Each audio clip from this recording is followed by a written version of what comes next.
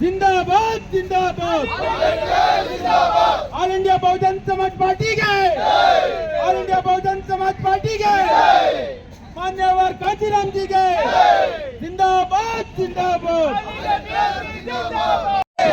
All India Bahujan Samaj party के मान्यवर कांचीराम जी के मान्यवर कांचीराम जी के बाबा साहेब अंबेडकर के संविधान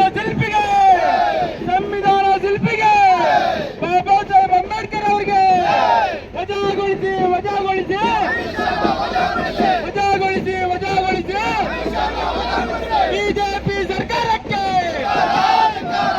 ಬಿಜೆಪಿ ಸರ್ಕಾರಕ್ಕೆ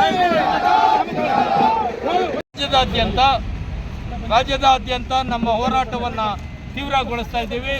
ನಮ್ಮ ಜೊತೆ ಇವತ್ತು ನಮ್ಮ ರಾಷ್ಟ್ರೀಯ ಸಂಯೋಜಕರಾದಂಥ ಗೋಪಿನಾಥ್ ಅವರಿದ್ದಾರೆ, ಉಪಾಧ್ಯಕ್ಷರಾದಂಥ ನಂದವರಿದ್ದಾರೆ, ನಂದಕುಮಾರ್ ಅವರು, ಲೋಕೇಶ್ ಚಂದ್ರ ಇದ್ದಾರೆ, ಗುರುಮೂರ್ತಿ ಅವರಿದ್ದಾರೆ, ರಮೇಶ್ ಕತ್ರಗುಪ್ಪ ಇದ್ದಾರೆ. ನಮ್ಮ ಪದಾಧಿಕಾರಿಗಳು ಇವತ್ತು ಈ ಒಂದು ಹೋರಾಟದಲ್ಲಿ ಪದಾಧಿಕಾರಿಗಳು ಮಾತ್ರ ನಾವು ಇವತ್ತು ಭಾಗವಹಿಸಿದ್ದೇವೆ.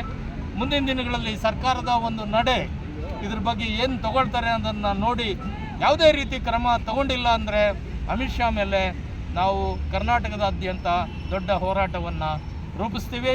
ಅಂಬೇಡ್ಕರ್ ವಾದಿಗಳನ್ನೆಲ್ಲ ಒಟ್ಟು ಮಾಡ್ತೀವಿ ಮತ್ತು ಅವರನ್ನು ಮುಂದಿನ ದಿನಗಳಲ್ಲಿ ಸೀಟಿಂದ ಕೆಳಗಡೆ ಇಳಿಸೋದಕ್ಕೆ ನಮ್ಮ ಪೂರ್ತಿ ಸಾಮರ್ಥ್ಯವನ್ನು ಹಾಕಿ ಈ ಒಂದು ಅಮಿತ್ ಶಾ ಮತ್ತು ಅವರ ಪಕ್ಷವನ್ನು ಸೋಲ್ಸೋ ಕಡೆ ನಾವು ಕೆಲಸವನ್ನು ಮಾಡ್ತೀವಿ ಅನ್ನೋ ಮಾತನ್ನು ಈ ಸಂದರ್ಭದಲ್ಲಿ ನಾನು ಹೇಳ್ತಾ ಈಗ ತಮ್ಮನ್ನು ಉದ್ದೇಶಿಸಿ ಸರ್ ಮತ್ತೊಂದು ಪ್ರಶ್ನೆ ಸರ್, ತಾವು ಗಮನಿಸ್ಕೊಂಡು ಬರ್ತಾ ಇದ್ದೀರಾ, ಇದೇ ಒಂದು ಫ್ರೀಡಮ್ ಪಾರ್ಕಲ್ಲಿ 7 ತಿಂಗಳು ಒಂದು ಮಠದ ಸ್ವಾಮೀಜಿಗಳು ಇಲ್ಲಿ ಮೀಸಲಾತಿಗೋಸ್ಕರ ಹೋರಾಟ ಮಾಡಿದ್ರು ಸರ್.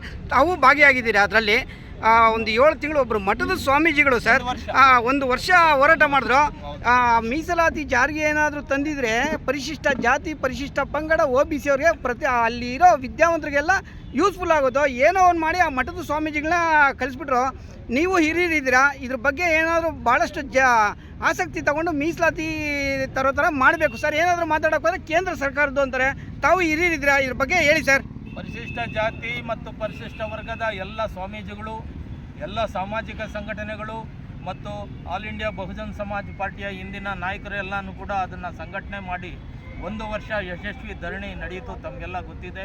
ತಾವೆಲ್ಲನೂ ಕೂಡ ಭಾಳ ಪ್ರೋತ್ಸಾಹವನ್ನು ಆ ಹೋರಾಟಕ್ಕೆ ಕೊಟ್ಟಿದ್ದೀರಾ ಮತ್ತು ಸರ್ಕಾರ ಹೋರಾಟಕ್ಕೆ ಮಣಿದು ಏನು ಒಂದು 15% ಇತ್ತು ಅದನ್ನು 17%ಗೆ ಮೀಸಲಾತಿಯನ್ನು ಹೆಚ್ಚಿಸಿ ಆದೇಶ ಹೊರಡಿಸಿದೆ.